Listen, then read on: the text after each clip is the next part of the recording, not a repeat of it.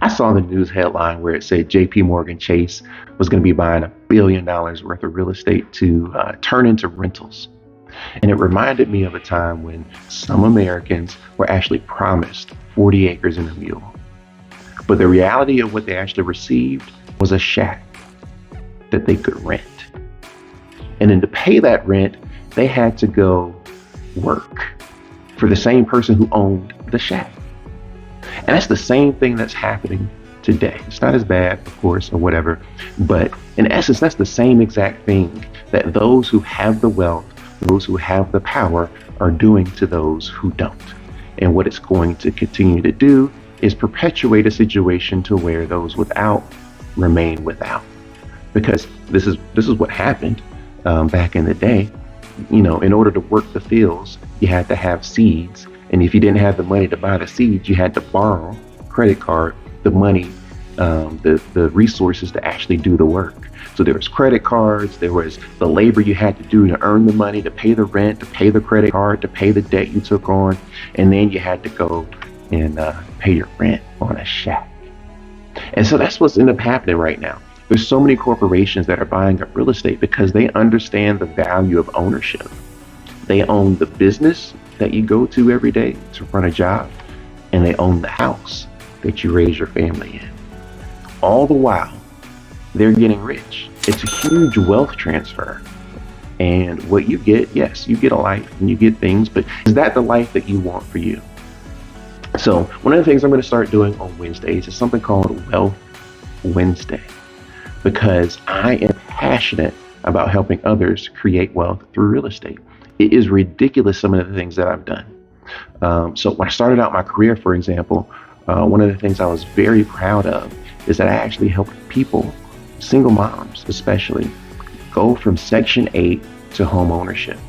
Unfortunately, that's very difficult to do right now. Market conditions don't allow some of those same programs or price points to work. But just as an example, one of my clients, she had twin boys that were young, and she was on Section 8. And Section 8, the way that it works is they pay a portion or all of your rent. So it made more sense for the government to help with programs to get them into home ownership because they could get them off of Section 8 faster. She received $60 some odd thousand in down payment assistance through the city of Atlanta to buy a home in an area that people didn't want to live, near the stadium. There was extra money there, and we stacked different programs together to get her a bunch of money, and bought a brand new house that was $180,000. Her mortgage ended up being $120,000, and I think her payments were around $800 or $900 back then. And Section 8 paid half of it. So she was owning a house for $400 a month. Well, don't you know that house is worth $400,000 now? And she has an opportunity to help pay for her kids' school. She has created wealth for her family generationally.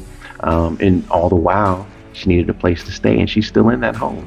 That was over 15 years ago. There's some opportunities out there for people. For example, there was a man, again, the market conditions make stuff like this is difficult, but knowledge is power, and this is my passion. There was a client that I had, and he was illiterate.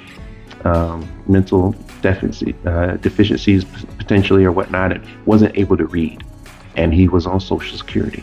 He received $12,000 a year in Social Security income. And I sold him a house. Now, here's the beautiful thing. It was my client's listing.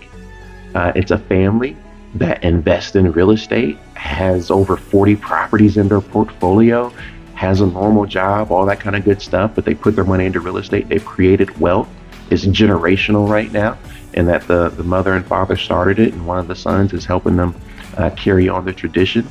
They had an investment that they bought low, sold at a higher price. I helped that man get $20,000 or $30,000 in down payment assistance, and he bought a house with his $12,000 income. Yeah, so it's possible to not be a renter and to actually own a home in America. Granted, prices are up. Your income needs to be higher than some of these examples that I'm giving. But the fact still remains that you can create wealth through real estate.